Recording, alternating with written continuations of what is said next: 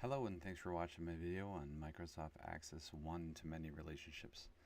Many people in my classes ask how to start creating relationships. This is kind of confusing. A lot of us were raised in Excel and they're dealing with something called a flat file, something similar to what you're seeing here, where there's an ID for a person and a record. Each row represents a record for each person. So each person has a first name, a last name, and a gender. One of the magic parts about databases is we can abstract certain information from other information and make it a lot easier to manage or store or add or edit later on. So in our first example here, we've got just from first names, last names, and genders. And I'm going to create just a simple report just to kind of show you how this works, or a simple query rather. And I'm going to add people into the only table. So people, I want to see first name, last name, and gender. And when I run the report, sure enough, here comes everybody, first name, last name, and gender. The neat thing about queries is, we'll go into later, is you can add in a criteria. So I would like to search for all male people in the database. So I just type the word male, make sure capitalization counts, and run that again. And now I don't have everybody, I have just the male gender people. The problem with some data is that if you have, in this instance, we'll start by recognizing a need to separate data, as there's lots of columns in here, lots of records that have the same value for gender. So once you see this, that's a sure sign that you need to create a one-to-many relationship. And the reason you create one-to-many is because there's one person has a gender. Each person has one gender, but a gender can have more than one person. So it's one person to gender and a gender to many people.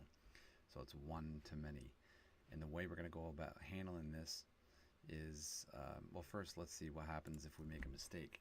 So Victor Stone here, let's pretend that Victor accidentally auto-corrected his entry and typed in the wrong male.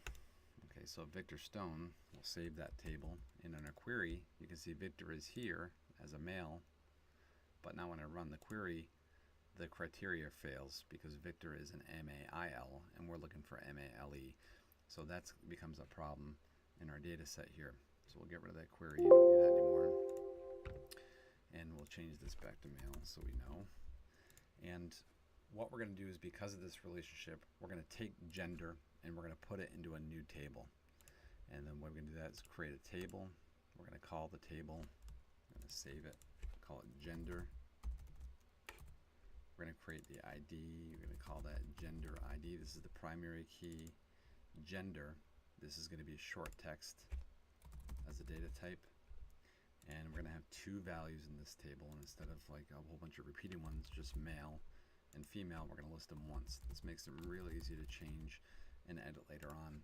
Again, you probably don't have to change the spelling of male in the foreseeable future, but again, it's a trivial kind of example. So we have a couple things here. Gender ID is an auto number primary key. This means gender ID, first of all, is a number. That's the data type of that field, and it's called gender ID. So when you go into people to create a relationship between each person, and instead of having gender here to refer to the gender of the other table, we have to create a foreign key. A foreign key is a data field that points to the primary key in a different table. In this case, we're going to create a number data type. Very important, because the primary key in gender is also a number. These have to match data types. That's very important. And we're going to call this, just for simplicity, we'll call the exact same thing.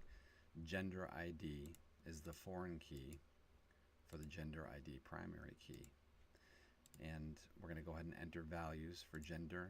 I see 1 is male and 2 is female. So everywhere I see male in this field, I'm going to enter 1, 1, 1, 1, and 1, and female is 2, 2, and 2. So now we have a relationship, but we have to tell Access about this relationship. So what we're going to do is we're going to close these for a second and open up in our database tools, our relationships interface, and we're going to add people and gender. And we're going to connect these two tables through the primary and the foreign key. In this case, it's gender ID. Gender ID connects to gender ID. And we are going to want to check these three things, which I'll explain later: enforce referential integrity and cascade the related fields, both on the updates and deletes.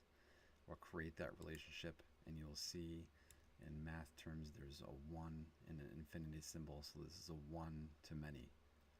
Okay, each person can have one gender, each gender can have many people.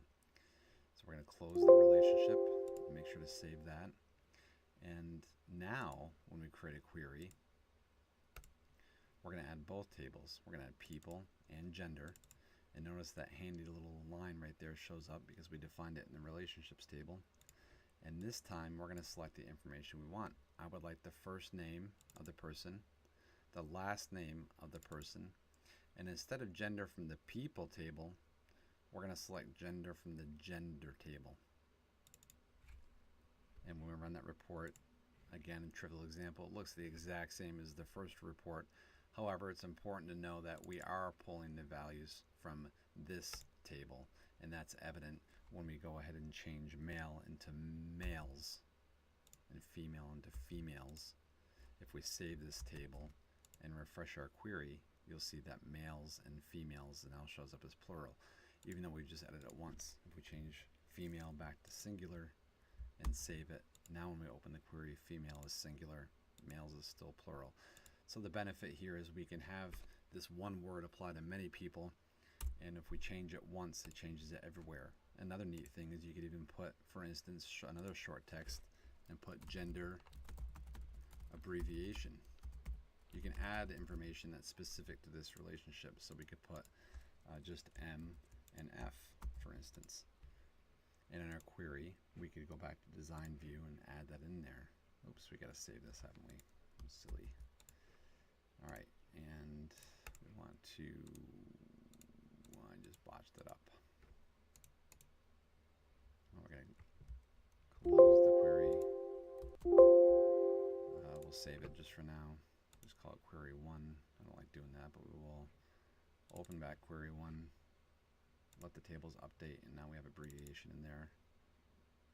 Okay, so when we run the report now we have gender male and abbreviation is male and female. So this concludes how we create a one-to-many relationship and why we want to do that. The reason why is because there's one column or one data field that has multiple values that are the same. That's a real first sign that you need to do something different. Because we have this information for gender in another table now, we can delete this.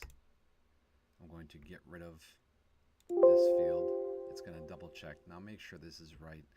You don't want to accidentally select last name. Imagine thousands of records in here and you blow away everybody's last name. That's not going to be cool. So make sure we are deleting gender. It's going to talk to us about what that means. Yes, we want to get rid of it. We're going to save this, and we have our query here that still works. Okay, so now if I even want to look for male or female this time, we can go ahead and run that and get nothing back because I put it in the wrong area.